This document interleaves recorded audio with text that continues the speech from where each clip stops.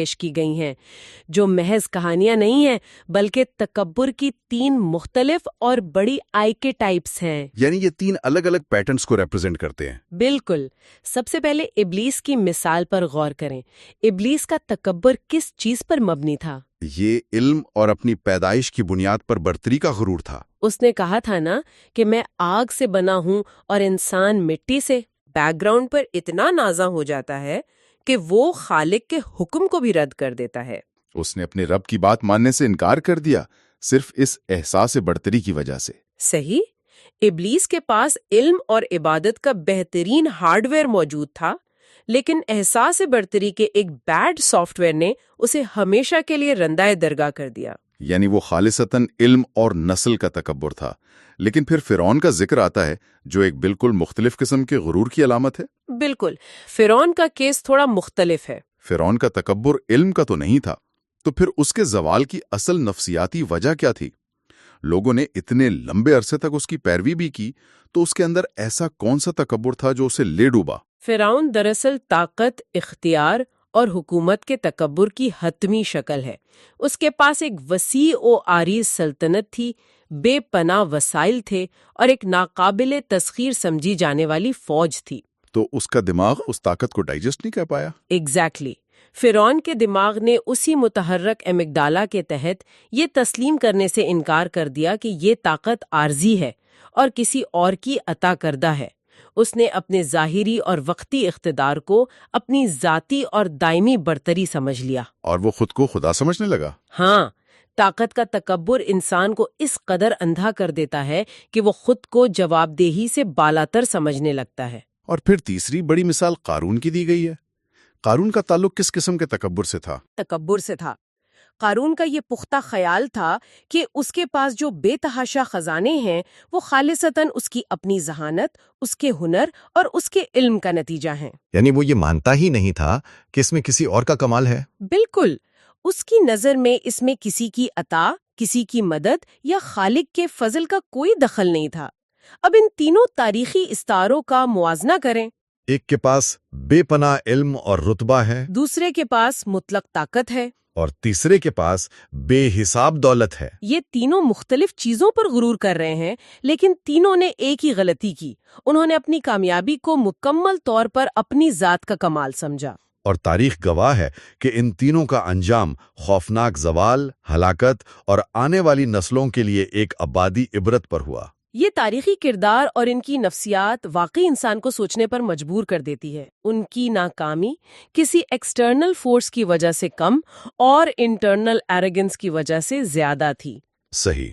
چاہے علم ہو، طاقت ہو یا بے پناہ دولت، جب بھی ان کے ساتھ تکبر کا مائکرو وائرس شامل ہو جاتا ہے تو انسان کا زوال ایک سائنٹیفک اور الہی قانون کے تحت یقینی ہو جاتا ہے۔ تو پھر اس ساری بحث کا مطلب کیا نکلا؟ ہمیں اس کا حل تلاش کرنا چاہیے۔ بالکل۔ ایک انسان جو آج کے اس تیز ترین مقابلے اور خود نمائی کے دور میں جی رہا ہے، اس کے لیے اس خاموش اور جان لیوا بیماری سے بچنے کا راستہ کیا ہے؟ کیا یہ ایک بار پیدا ہو جائے تو پھر کوئی لا علاج مرض بن جاتا ہے، یا ہمارے پاس اس کے لیے کوئی ٹھوس اور قابل عمل شفا موجود ہے؟ خوش قسمتی سے اسلام کی روحانی تعلیمات اور جدید نفسیات دونوں اس خطرناک بیماری کا نہایت واضح اور مؤثر علاج بتاتی ہیں۔ اس دستاویز میں 3 بنیادی حل انتہائی تفصیل سے اور عملی انداز میں بیان کیے گئے ہیں۔ تو وہ 3 حل کون سے ہیں؟ کہ انسان خود کو ذلیل سمجھے، اپنی خوبیوں پر پردہ ڈالے، یا دنیا کے سامنے اپنی صلاحیتوں کا انکار کر کے احساس کمتری کا شکار ہو جائے۔ تو پھر اصل عاجزی کیا ہے؟ اصل عاجزی کا مطلب حقیقت پسند یعنی ریئلسٹک ہونا ہے۔ یہ تسلیم کرنا کہ جو کچھ بھی صلاحیت، علم یا مقام حاصل ہے وہ عارضی ہے اور خالق کا فضل ہے۔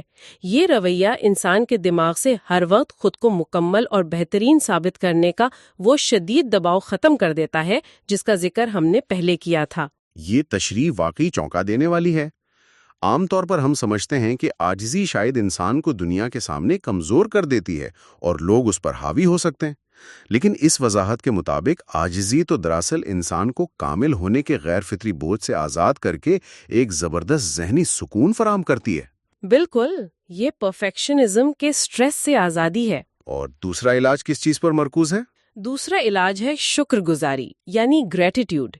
یہ تکبر کے اس بیج کو یعنی میں نے یہ سب خود کیا ہے والی سوچ کو جڑ سے اکھاڑنے کا سب سے طاقتور ہتھیار ہے۔ شکر گزاری سے تو مائنڈ سیٹ ہی چینج ہو جاتا ہے۔ جی، جب کوئی فرد اپنے ارد گرد موجود نعمتوں، اپنے ساتھیوں کی محنت اور اللہ کے فضل پر غور کرتا ہے اور دل سے یہ مانتا ہے کہ اس کی کامیابی میں بیرونی عوامل کا بہت بڑا ہاتھ ہے، تو اس کے اندر سے قارون والا تکبر ختم ہو جاتا ہے۔ صحیح، وہ خود کو ایبسولوٹ پاور نہیں سمجھتا۔ بالکل، شکر گزاری انسان کے قدموں کو زمین پر جمائے رکھتی ہے اور اسے ہواؤں میں اڑنے سے روکتی ہے۔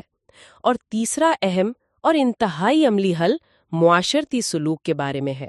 معاشرتی سلوک یعنی ہمارا لوگوں کے ساتھ اٹھنا بیٹھنا؟ جی ہاں، یہ اس بات پر زور دیتا ہے کہ روزمرہ زندگی میں انسان کا دوسروں کے ساتھ رویہ برابری اور مساوات پر مبنی ہونا چاہیے۔ اس کی کوئی پریکٹیکل مثال؟ جیسے جب کوئی فرد جان بوجھ کر شعوری طور پر اپنے سے کم تر سمجھے جانے والے افراد جیسے ماتحتوں یا غریبوں کے ساتھ احترام، عزت اور مساوات کے ساتھ پیش آتا ہے تو یہ عمل خود بخود اندر پلنے والی انا کو کچل دیتا ہے۔ یہ تو بہت پروفاؤنڈ بات ہے۔ Action drives emotion. ایگزیکٹلی، یہ صرف ایک فرد کو نہیں بچاتا بلکہ ایک صحت مند اور ہمدردی سے جڑے ہوئے معاشرے کی مضبوط بنیاد رکھتا ہے۔ واقعی یہ اصول کتنے سادہ لیکن اپنے اثرات میں کتنے گہرے ہیں۔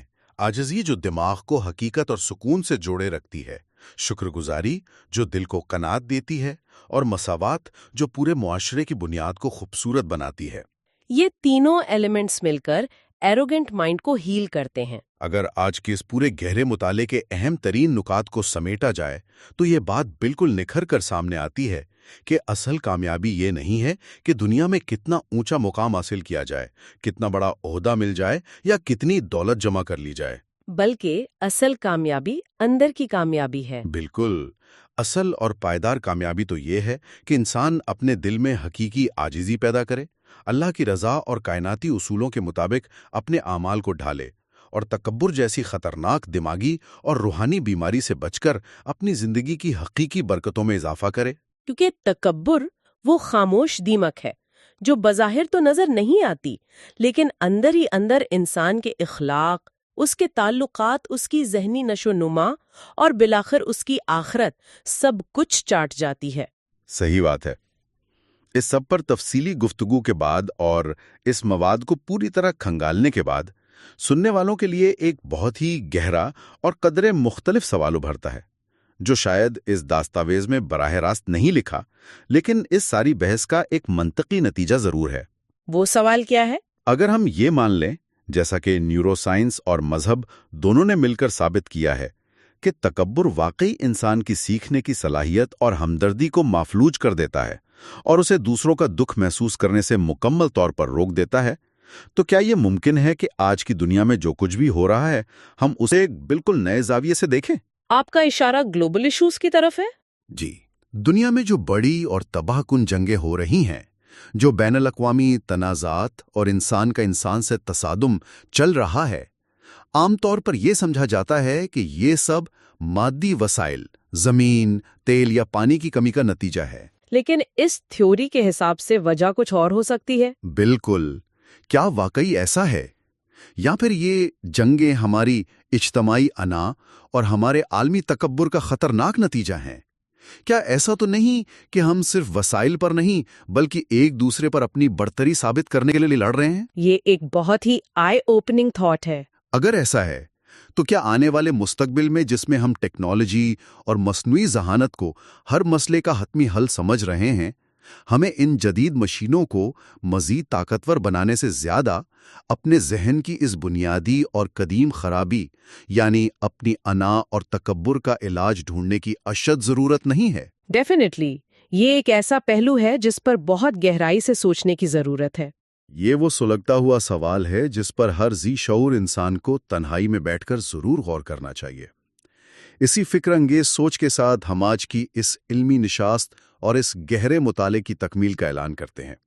امید ہے کہ اس گفتگو نے ذہنوں میں کچھ نئے دریچے ضرور کھولے ہوں گے اور اپنے ہی اندر جھانکنے کا ایک نیا موقع فراہم کیا ہوگا۔